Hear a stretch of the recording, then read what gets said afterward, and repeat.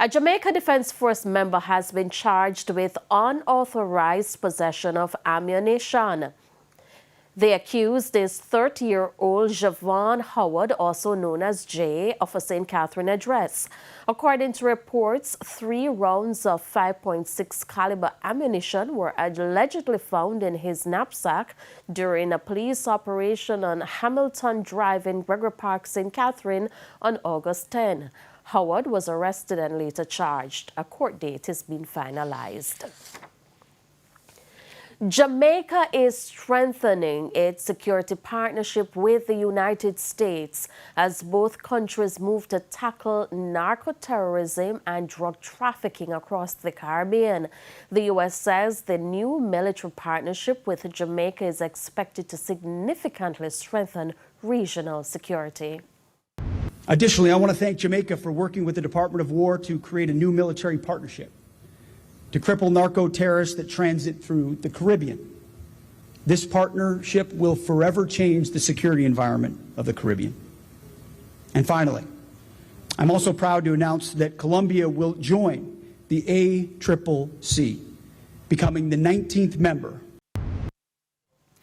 The prolonged heat and dry conditions are taking a toll not only on people, but also on the country's livestock. Anthony Atkinson reports. Animals are often left out of the conversation when it comes to the effect of climate change. But as Jamaica continues to experience intense heat and prolonged dry conditions, the poultry industry is feeling the strain, with farmers reporting a significant decline in egg production.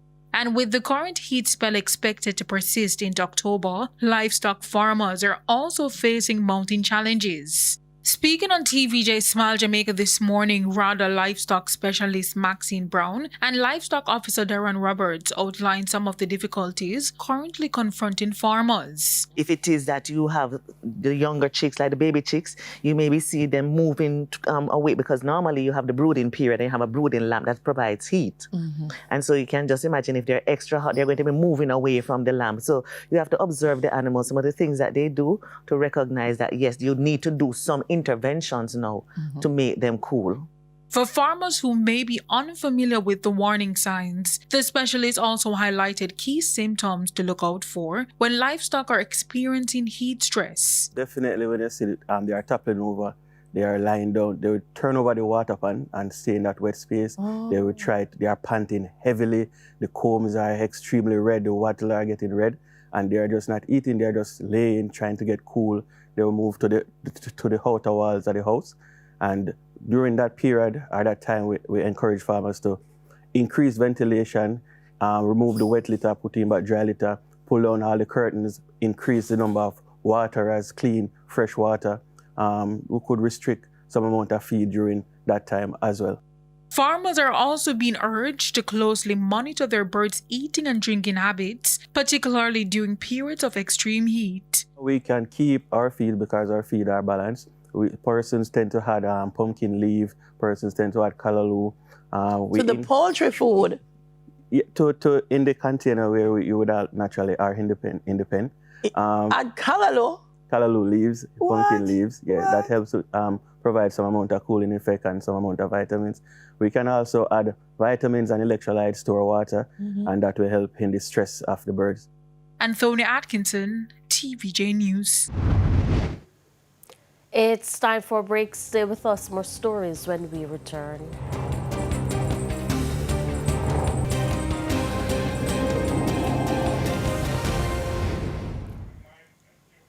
Welcome back to the Midday News. It's now time for the Business Minute.